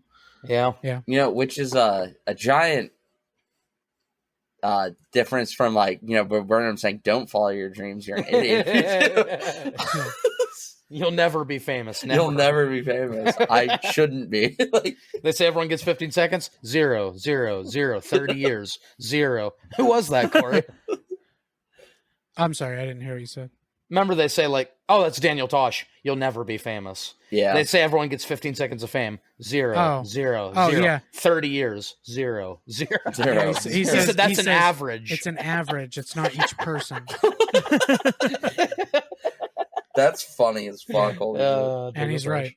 I was gonna ask you a question about which award was it where he gave the speech about how he'd given up like on not like just on himself entirely, but then like he never had that answer to, is this the best I can ever be, yada yada. And he was like just thankful that they gave him an opportunity to like finally know the answer to that question. I think before it the was either Oscars. the SAGs or the Actors Guild Awards or something Okay, like that. it was okay. I can't was- remember which one It was one of those smaller ones that still are very important and very impressive. Yeah, I just it's- remember the camera panning to the directors, and he was just like, and he like mouthed just like, "Wow!" He was just so Yeah. Yeah. caught off guard by how I emotional. mean, they he gave him was. his life back. As long as he can keep this up, they gave him his life back. Yeah. Give me back my family. He literally like when he quit when he quit acting, he got a fucking he got a degree at USC and he became like a film editor. He became like he did choreography for movies, but he never got in front of the camera for fucking 20 plus years. Yeah. But Well, he killed it. God damn it, guys, we can never Absolutely. go live. Corey said it's either the SAGs or I started laughing. I mean, I think that's funny. I mean, that's funny. I'm not gonna lie. It sounds funny. I tried really hard not to laugh. Like that's. But people would know what's going on in my fucking mind. They'd be like, "Yep, you're fucked up." The funny You're part allowed, is, they're allowed to know. It's either that the thing. SAGs or not it's still. only, Which- not only did you laugh at SAGs, yeah. but I said it was either the SAG Awards or the Screen Guild Awards, which is Yeah. the same award ceremony. The SAGs means the Screen Actor Guild Awards. We're awesome. So So I- not only do you think stupid thoughts, but we're also dumb. We're also very- It's all right. but even after editing, we're idiots. So can't edit It's okay. stupid. You still come off not great. You can edit a piano, but you can't tune the. Doug's gonna be talking Can't about tune a like fish. Doug's gonna be talking about like real fucking books that he loves reading. We're like, books. I've never read a book. you're a stupid dumbass. Oh, baby. But And then after Ki Hugh Kwan, after a couple other awards, Best Director went to Daniel Kwan and Daniel Scheinert, the Daniels. which The Daniels. which is what they call them. So I hope they stay together because that'll be awkward. Oh god. They First now of all, share this Best Director Oscar. So where does it Oh, go if yeah. they split up? First of all, I hope they stay together for the kids. And second of all, I hope Most importantly. Second of all, I hope Jeff Daniels gets involved. And maybe Daniel Day-Lewis. And Daniel on Day-Lewis. Saturday on the weekends. Yeah, 'cause- and Daniel Tosh. and Daniel Tosh. Uh, Yeah, because Doug, you know Daniel Day-Lewis. He'll only do it like one day every 3 years, And it'll be very and it'll be serious. amazing. Did you guys know that one of the two directors cameos in the movie? They both do. Where? Do they both? Yeah, the one guy's getting taken out of the Daniel- sex room. Daniel in the Scheinert dominatrix. is being taken out of the sex room. The, The director. It's one Yeah, of the two directors. the other one is the first guy to get sucked into like the Everything Bagel. Oh, well, that was so quick. I didn't. It was quick, yeah, but they're both in it. But Daniel Shiner, yeah, he's the guy with the ball gag in his mouth. With the Oh, ball and real gag. quick, Corey, Which this is why awesome. we leave the fun facts to Adrian. I'm just kidding, but That wasn't even supposed to be just a fun fact. I was just. It's okay. I didn't mean to hurt your feelings.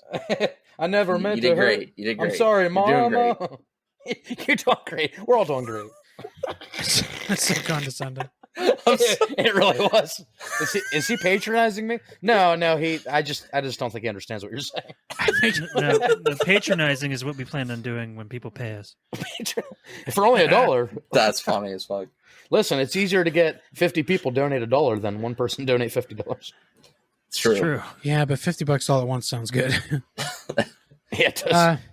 Can't really use it But everywhere. though. anyway, all at once you can. Come on.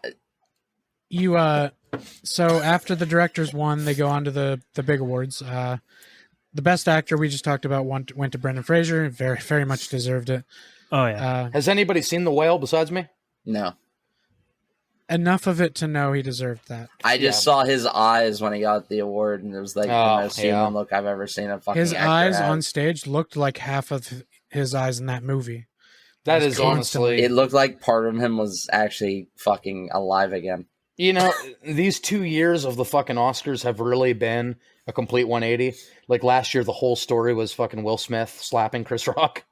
This year was such a heartfelt Ke Kwan coming back after 20 years because he had no roles, and Brendan Fraser coming back after his whole thing. Brendan Fraser overcoming a Hollywood blacklist because he was fucking Because he was brave enough to fucking to speak say out. something. This year was so fucking, it was so heartwarming for both. And Jamie Lee Curtis and Michelle Yeoh. It was a great year. Which leads me into my next one. I was just gonna say, after last year's Oscars, there was really nowhere else to go but up. Yeah. It could have got. I don't know. It could. There are movies this year that could have won all the awards that would have pissed me off. Yeah. But then Best Leading Actress went to Michelle Yeoh, which was another very, very touching moment when she kind of came back too. I mean, she was never gone, but She finally was got to very be something stereotyped. more. She was very typecast, and Yeah, she was. nobody really thought of her as an actress. Really, they thought of her as like one of the badass Asian females in Hollywood. Sometimes Crouching Tiger, Hidden Dragon, and exactly. fucking, Crouching Tiger was like her moniker. I think like, wasn't she in Shang-Chi? Yeah. Yeah, she's the the aunt. She's Yeah. Shang-Chi's aunt. Yep. Which was great. She was great in that, but she Yeah, also right, was she still was. kind of the typecast of She was exactly the typecast in it. yeah. So And that's that was okay because still- she's good at it, but She's she good wanted at more that. in life. She clearly wanted more. and By the end she- of this episode, I she need got to more. figure out what that interview was where she fucking cries. If you guys haven't watched it, you need to watch it. But she had a very good speech as well. But I mean, Ke Kwan's was unbeaten in the night. Yeah. Only slightly matched by John Travolta trying to get through the in memoriam because see of that. Olivia Newton-John dying this year. Oh, yeah. And he knew she was going Yeah. to be in it. And at the end of his little speech leading into Lenny Kravitz singing a song for it, he says, we made these people our friends who we will always remain hopelessly devoted to. And when he said hopelessly devoted to, like, you could tell Yeah. he was dying inside. But Ke Kwan and him both had the most probably moments where I felt something.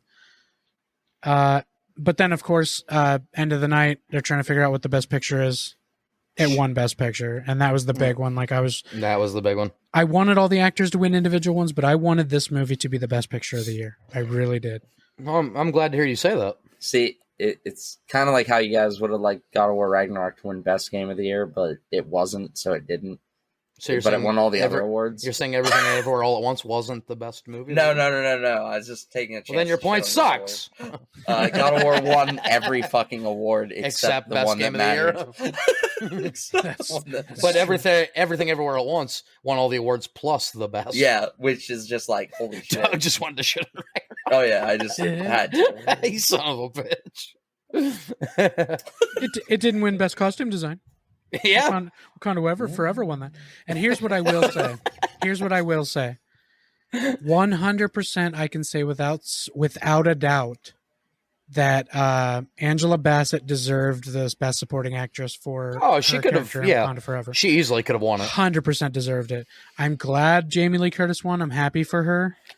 But if Angela Bassett had won that, I wouldn't have felt slighted because of Jamie Lee Curtis's character. I even heard about The how controversy she was, wasn't great. instantly Yeah. pissed. She's like, fuck it. The controversy is it didn't look great for Angela Bassett when Jamie Lee Curtis won. And then the very next the very next award was presented by Michael B. Jordan and Jonathan Majors. Yeah. And they walked up on stage, and Michael B. Jordan said, "We love you, Auntie." And Jonathan Majors went, what did he say? "We got you," or something like that. They were basically telling her, "You should have won that. You got fucked." Which I didn't agree with the way they did that, honestly. Yeah. Fucking Kanye. I didn't see that, but yeah. I'm gonna let you finish in a minute. But listen. I think 7 out of 10 years, like Angela Bassett probably wins that award. She just happened to be in the same year that fucking Everything Everywhere All at Once came out. Yeah, it was just it's unfortunate. That happens. It's like when John Hamm was trying so hard to win Best Actor for a TV series, but he was with fucking Walter White. If Deontay Wilder would have been if Deontay Wilder would have been a boxer in any generation except the one he was born in, with Tyson Fury of all time. But Tyson Fury was also born in the same generation, so right, it's the second best. It's just the way it is. Like the way it is. The timing is all. Sometimes the timing is bad. Yeah, like John Hamm could have won 2-3 fucking awards for Best Actor in a series in Mad Men, but every year was fucking Bryan Cranston. Bryan Cranston sneezes and won an award. Right. Hey, Aaron Paul got an award the one year for Best Supporting. Should have gotten an award like 7 of those years. Right. Wait, there wasn't even 7 years of break. I know. You said the show only went for 5. Hey. I said what I said. do the math. You heard me. Whose fault is that? Bitch. I can't believe Adrian just pulled out a whole 10 yards reference. Yes, thank you, Corey. Jesus. Sick bastard. That is part of this podcast with me and Corey living together for 18 years. Yeah. Real quick aside, Mad Men was really hard to get into, and I just couldn't stay interested. Really? Anyway, yeah, I don't know. It just didn't. It had everything I thought I would enjoy, but it just didn't do it for me. Did you like the show with Cillian Murphy? Peaky Blinders? Yeah. Haven't seen it. Really? I think I might, but I might not, because it's also like the one gang related thing that I have zero interest in. Cillian Murphy's such a brilliant actor. Like the UK? Yeah, the whole early UK gang stuff is just not as interesting as Peaky Blinders is mafia so stuff. It is. But I understand if you, I'll check it out. I'm willing to check that out. I just haven't got to it. But Mad Men just didn't. I like everything about it. Was like, this is going to be great. I'm going to love this. And I was like, I'm bored. House of Cards? Kevin Spacey? I watched every episode until they took Kevin Spacey out of it. I was hooked. I hear you. Political drama. I agree. As they should have taken him out. I don't want anyone to think I'm saying otherwise. That was a beautiful pause. Cover your tracks. Yeah, like I noticed the pause. Like as they should have taken him out. And now he's done movies since that whole thing. Oh, has he? I didn't even know that, honestly. Yeah, he's done a movie since. Wow. He's back. I mean, it's hard to keep somebody that powerful down, really. Unfortunately. I mean, Superman kept him down, and Wrong. The Rotten Scores Fucking tomato hate kept him that. down. Mike, you love that. No, that is like that pretty much sums up that entire movie. How do you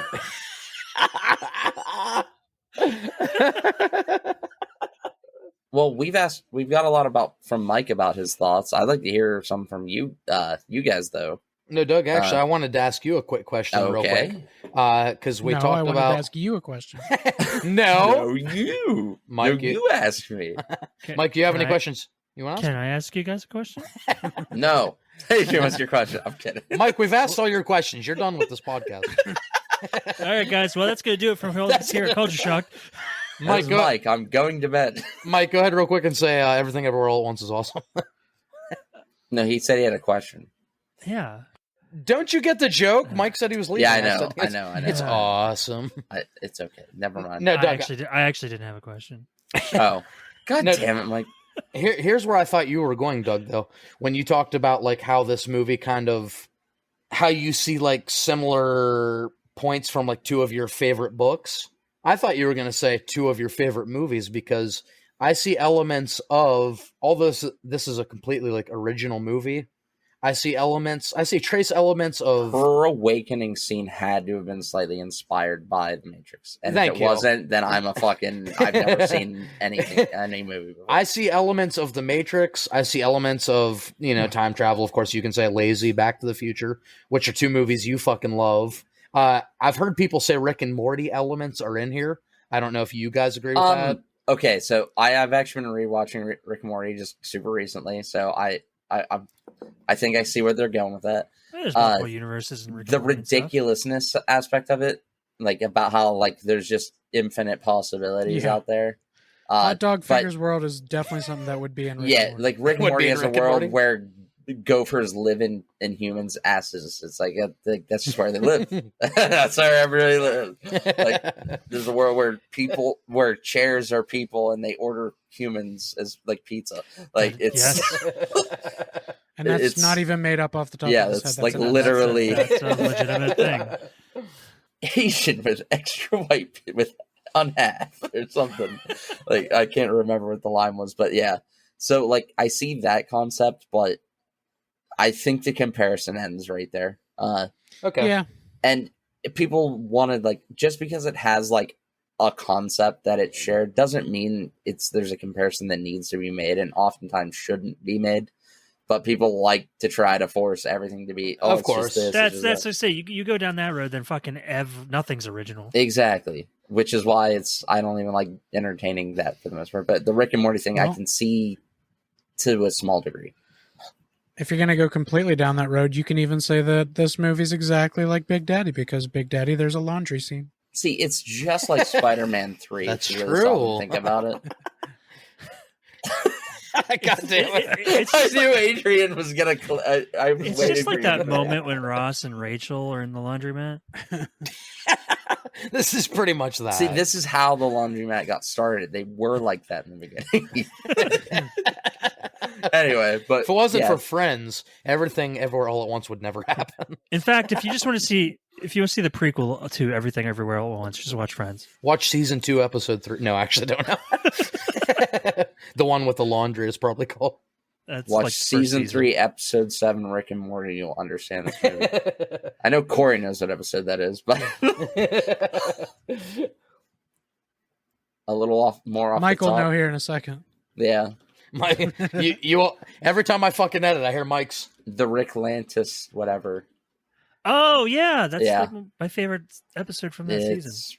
Yeah, it was the best episode for a long time. The Rick Lantis mix-up, I think it's called. Yeah, that's easily my favorite episode of that season. Yeah, it's up to it being released. It was the best episode the show had when it came out.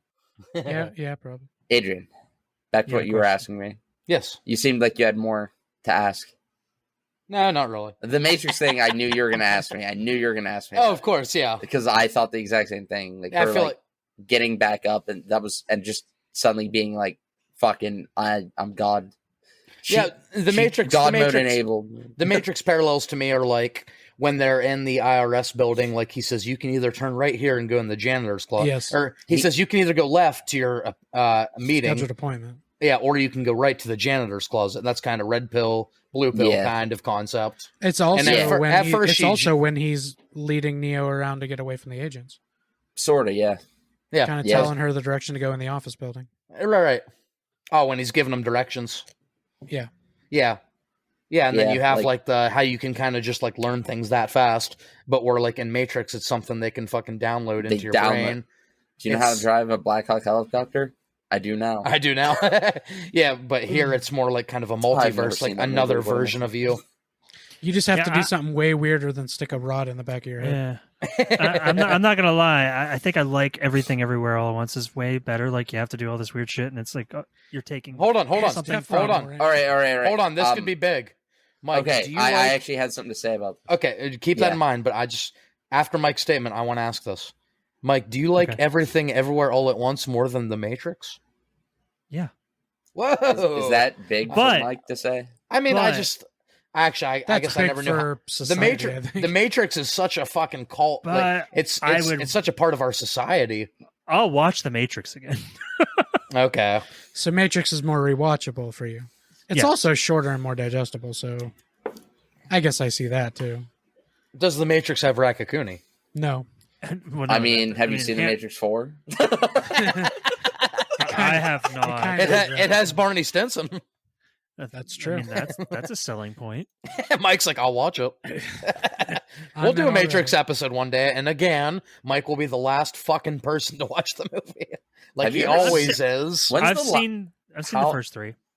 How Okay. long? When's the last time you ago? watched Matrix? When's the last time you watched I feel Matrix like Reloaded I feel like or you forget Revolutions? what a big fucking massive.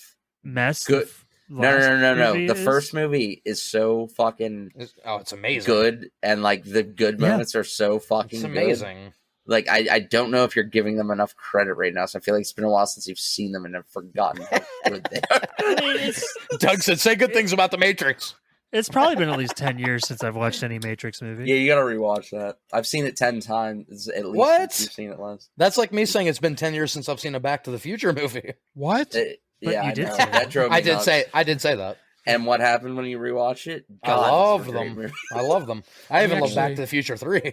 We It's actually great. I never, mean, that's we still actually one of my never got favorites. to a depressing fact about me when we did the Rocky episode. I told Doug it had been like 6 or 7 years since I've seen any of the Rocky movies before we did the episode. Any of them? Any of them.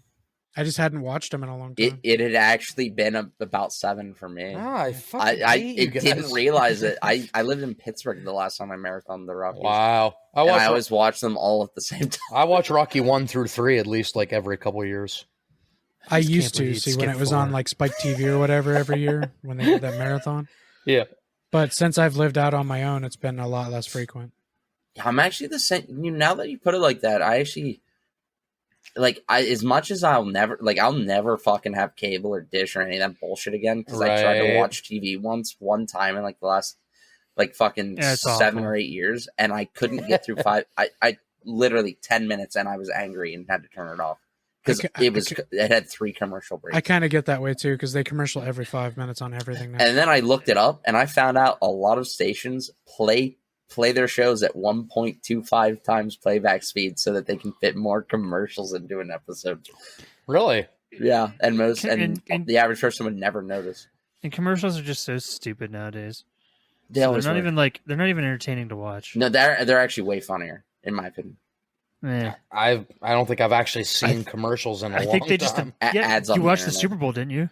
No, Well, no, I don't. why get did it ads on- work? I don't get ads on the internet because I have YouTube Premium and I don't You really. pay for YouTube. I do. You could have just installed ad block. God damn it! Delete this. Or Doug, I guess you're the editor. Yeah. Editor note, delete that. But to go back to what I was going to say, since you had to ask Mike that question, the way the Matrix and handles like because I actually had this conversation with somebody, which is why Oh, you I'm did. glad you mentioned it because this is months ago when we wanted to do this episode, but we're waiting for Mike. I actually thought about this and wanted to Nice talk subtle about it jab at specifically Mike. on the episode. Oh no, because I forgot. Thankfully, somebody said something that reminded me because I would have been pissed if I forgot to bring this up. Yeah. I think the way that they handled not just like the information handling, but like the multi-universe idea. First of all, the whole like multiverse concept being based off every decision you make splintering into a new universe that Yeah. leads to other decisions that you could have made, but you never Butterfly know. effect on crack. Yeah, oh, exactly. But it's like more. It's the way it would. I could see it actually being for real. if, So are like, you- we are you were ever to saying- sort that out. Are you saying this movie handles the multiverse the best way? out Oh, of absolutely. Any It's not kind even, of- not even I- comparable. I think Not so. even comparable. It's not even Adrian. fucking close. Why do you Um, think you actually like it? Because you hate multiverses. I don't hate multiverse. It's an okay game. Sam Raimi. Multiverse is pretty fun, actually. I was Uh, just trying to make a joke, but I know. didn't really land. You just kind of shit on a game that deserves a little. No, credit. he said that was actually a. I didn't shit on it. I said Multiverse is a pretty good game. All right, this is something I've actually wanted to talk about, and I'm glad I remember now. So the way that, like, because this is a conversation I actually had, like the Matrix, you know, they could download information to their head, just on the fly through the computer. They like connect to the internet, yada yada. To the internet or whatever the hell Whatever it was. The Matrix. They were connected to the Matrix. They're plugged into a computer. They can download info. This movie, it took something that you could have learned, something you had the potential to learn, and had you made different choices in your life, and you were using your own ability that you could have had you just made those choices in life. The way that they access them, it was just such a neat, unique idea. It was like hilarious. Like at first, it was hilarious, but then it was like, you know, that's actually really crazy. When you stop and think about what it means to do something you'd never do, and it's not that you'd never do it; it's because the choices you've made in life led you to a place where you would never do that. Not because you never could have done that. And I kind of find that concept interesting in itself. Everything about this movie makes you ask more questions. The explanation in the movie is pretty quick. I don't know if they ever said this, but like, does that mean that doing different things gives you access to different versions of yourself? Because her swallowing that frog in one other universe, she probably would have done that, so she can't access that one. Did they explain that? Like, I thought what it was doing something you never would do was actually something that maybe that other version of you has done or would do or something, and that's why you're able to like sink in with them. That was my understanding. I could be wrong. You can't just like think just because I made the connection between her trying to say I love you to Deidre, be like that doesn't just necessarily mean that everything they do has to be something they've done in another universe. No, I actually think that's why one of the reasons why it links it up. I agree. No, I mean I agree that I like your explanations. Like it's something that maybe they would consider doing, not necessarily that they have done. Because like one of the core ideas of the whole branching universe, like every decision you make thing, it's usually like very watered down and like it's only thought of in like the realm of this one decision this one time. But what if that version of yourself is then confronted with the decision and then they make it, and then that version of yourself is then confronted with another decision? The branches become incalculable at a point. Go ahead. I was just gonna say I love how they kind of like even give you a visual of they all do. of like the different lines and like how it's basically like spider webbed out, and you just see instantly how insane it could have gone in any direction. Like that was my thought, was like you're accessing a version of yourself that had done that, and they just had that. Like there's probably versions of yourself that can also do these things, but you just can't figure out how to access them. There's things like that, and when she starts doing things randomly, that's when it gets dangerous. Yeah. Well, she tried to be Jobu Tataki. Good try, Mike. Mike, I almost got there. Let's just go with this as a running gag for Mike saying it wrong on purpose. Mike, you're getting closer every time. Yeah. But anyway, like just to sum it up quickly, that was kind of my thoughts on it. But I do think that this movie saw what the Matrix did and did it better. I do think I like this movie. It's a big statement for Doug. That is when I say this might be my favorite movie ever, I'm taking into account Back to the Future and The Matrix. Right. When I say that, make that I just want all of our listeners to know how big of a statement. I might like this movie more than The Matrix. Doug said this did The Matrix better than The Matrix. Doug's cinematic life changed during the span of this podcast. Yeah, it has. And this movie helped change it. When I told Doug this might be his favorite movie of 2022, he watched it and said, this might be my favorite movie of all time. Yeah, exact words. And he's been dying to say that. Blanket statement. But I'd like to hear some just last thoughts. Best you can wrap it up in a couple of minutes. We'll start with you, Corey. Thoughts of the movie? Yeah, just overall thoughts. Did it make you laugh? Did it make you cry? Oh, and I'd like to add there was a 20-minute section where I actually cried for 20 minutes straight while watching. Doug cried. Another big statement. Yeah, I have feelings. I know it's hard to believe. I'm pretty sure I could probably pinpoint around when that is, but like for me, this movie was the visuals were with me. Visuals are always a big thing. And you can have like a beautiful, thought out, brilliant story, but if your visuals suck, I'm not going to like your movie. And this movie did a lot of really brilliant things. Like, two examples are, one, the first time Joe Butabaki shows her other alternate life, she has her do the like middle school two hands together, it looks like a vagina trick. Like where you open your No. hands and the fingers look It's like a okay. vagina just to get there, which is Yeah. hilarious. No, not that one, Adrian. That's the one when she shows her the bagel place. Oh yeah, I'm talking the about when vagina she one. does the two hands together and open it up and she Oh looks at it. yeah. Yeah, go ahead. And then there's the one like you were just doing, the fingers together to show the bagel world, which we haven't even really brought up the bagel very much. Right. I mean, it's everything. It's everything. Everything's on that bagel. What happens if you put everything on the a bagel? the bagel and the googly eye are kind of the polar opposites. Yeah. One's dark in the middle, lighter on the outside. The other one's the opposite. One is like how Joy sees the world. One is how Wayman sees the world. Yeah. It's kind of like a Whoa. yin and a yang. It's a yin and a yang. I didn't put that together. Oh, sorry. Yeah, sorry. No, Well, that's crazy. There's just, that's the thing with this movie is you can watch it. Fuck, is that 3, 4, even 5 something times. to put together? That seems intentional now that you say it. I think so. Yeah. I think it's like that does seem like yeah. the whole teaching of yin and yang is that one was one way and one was completely another Well, way. yeah. But they were I think also together. I think And the that bagel would make sense the for Joy and Wayman. Yeah, the bagel is like that Joy's belief that like life is meaningless, and then Wayman's belief is the other one, the googly eye with the black in the center, is that like you can find joy in life even though maybe Even in it the is most mundane, stupid things. right. Like Yeah, putting exactly. them on laundry. Exactly. Honestly, that was a pretty heartwarming reveal too when you saw that Wayman's the one that's been putting the eyes on everything.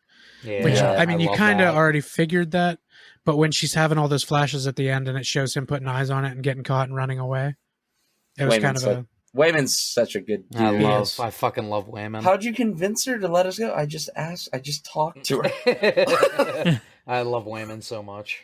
I felt like there was more coming there when he said, I just talked to her too. It looked like he was about to say something really profound. Yeah, I mean, I think that is really profound. I think that's something I mean, that is yes, lost on but people these days. in that version of Wayman's way, he's kind of a ditz. He just kind of gets through life being that He's funny, not happy a guy. ditz. He's not a ditz, though. That was Evelyn's like view of him was that Yep. he was a ditz. But That's all how the she time, saw him. all the time, he was the one that got them the second chance to go talk to the IRS. Well, she was so caught up in just hating what she did. So you think His- we were supposed to see Wayman different at the beginning and the end of the movie? Yes, Yeah, absolutely. yeah. I think our I don't know. I didn't what really we catch saw from Wayman came from her perspective from beginning to end. I think what you discovered by the end of the movie is that Wayman's strength was his kindness. It was taken as weakness at the beginning, and you discovered like he fights all the same battles that Evelyn does, Yeah, there's but that he thing fights that he them through says. kindness. There's that It thing. just- I can't remember exactly what the quote is, but he says something along the lines of, like he chooses to be kind to others, not as a weakness, but as a way of him being able to step back and handle the world. Absolutely, that is his. Yeah, that's his strength. That's how he chooses to fight. Yeah, I guess I didn't really pick up on that, but there was so much to pick up on in this fucking movie. Oh yeah, no, I don't. Yeah. Like we both just had something we missed in the same exact conversation. We both just, oh, I didn't see that, or I didn't take that. Yeah, but like that's the beauty of it. I think that also- kind of Also, Michelle Yeoh got to spank Daniel Scheinert because at the end of the movie, that's how he got him. That's how she got him to see Oh, yeah. butterflies and not attack her, was spanking. Yeah, that entire sequence of that whole like sequence was just so, I don't know, something about it was so beautiful and profound Just to me. the way she tosses that chef to rescue Raccacoonie. Oh, Oh my yeah. god, the way he's leaping to the back of the truck. It's another It's moment that's just- so fucking ridiculous, but they make you emotionally attached. Like, Yeah. Yeah. why do I care so much about this moment? Like I think the Raccacoonie one specifically, yeah. because it's like he's like, I can't catch him. I'm never gonna be able to do it. He said, In "I'm most- sorry, in most- Raccacoonie." In most movies, they would have been like, "No, you can," and try to encourage him. But she's like, "No, I'm just gonna help you because Yeah. why not?" And then it Because- works. Sometimes you need help. Yeah, and like small moments like that, I feel like are almost lost. God, I But fucking love this movie. yeah, unfortunately, we only have 7 minutes left to talk about. It's just way more ridiculously thought out and meaningful than you'd think just at a glance. It seems like it's all throwaway, just screwing around, having fun, but like literally, even the most ridiculous scenes serve a greater purpose. If you take pictures of the Rock scene, the hot dog fingers, and maybe the sign flipping or something stupid, you take those out of context, you just see pictures of that. It doesn't seem interesting. It seems really stupid and out there and not thought out. I mean, but even then the you pay trailer attention didn't to look the movie interesting. and holy shit. The version of her that flips signs could kick at Captain America's ass. Just saying. Maybe. I will not concede to that one. I've never seen a sign flipper kick so much ass. But Did you not watch Breaking Bad? oh, good point. Good point. Badger was a great sign flipper. All right, but yeah. and Adrian, some of your last thoughts before we wrap this up, since we got a lot of mics from the God, we have 6 minutes. Yeah, there's got to be enough time to close. So yeah. I took so much from this movie. I took a woman who was struggling with her basic life, maybe the bad choices she's made, and this movie shows that there's beauty in everything. Like there's beauty if you want it to be. If you look in the right perspective, there's beauty in every moment. She chose to be with her daughter in this universe, even though she could be in any universe. She finally chose to see that her husband, Wayman, to her was like just the silly husband, but she finally saw every multiverse of this movie. He was always the positive, optimistic. We need to be kind to each other. We can't be rude. We have to love each other. And she finally saw him for like what a great fucking guy he is. And that made her like fall back in love with him all over. I love the moment with her and her daughter out in the parking lot, acknowledging like I could be anywhere, I could be in any universe, but I would always choose to be right here, right now with you. It just, the whole movie gets me really emotional. I've watched it 3 times. It gets better every single time. It deserved every award it got. And I don't say this lightly, but it's a masterpiece. It really is a masterpiece of cinema. I love everything about this fucking movie. I love everything. I love everywhere. And I love it all at once. I'm going to make the joke one more time. I love it. Damn. Mike, I know you do have a few final words to say. Yeah, just real quick, I just wanted to say that Everything Everywhere All at Once, it was awesome. No, Mike. It was fucking awesome. As you said for Creed 2 last week. Oh. All right. Adrian, you were the host if you want to. Oh, yeah. But that's going to do it for our episode of Everything Everywhere All at Once. Be sure to check out some of my content that I occasionally post a few times a year on Baker Reviews at youtube.com. That is bakerreviews.youtube.com. Or you can just go to Baker Reviews, look up Baker Reviews on YouTube, and I bet you'll find it. Thank you, Doug. That's weird to say. Corey, where can these lovely folks find us on the social medias? On Facebook, it's Culture Shock Podcast. On Instagram, it's Culture Shock 21. And on Twitter, where I do most of my work, it's CS Podcast 21. Come on over there. Tell us what you thought of this movie, who deserved the Oscar. Come over and tell me if we were right or wrong about our beliefs on this movie and what you took from it. I'd like to hear about it. Personally, I don't think there is a right or wrong opinion about how you took this movie. Agreed. No. I disagree. Oh, you disagree? It was a joke. Okay. And it was funnier because you said you agree at the same time. I was going to say, Doug, in 2 minutes or less, tell us why you disagree. Because it's a fucking masterpiece. Because it was if you disagree, you can stop listening. I already said this. Never mind. This movie is a fucking masterpiece. All right. Let us know what you got from this movie. Please rate and review us 5 stars. It means a lot to this podcast. But I think that's in these trying times. Do it. But give me it. That was it. Yeah, that was it. But that's pretty much going to do it for all of us at Culture Shocked. As always, thanks for listening.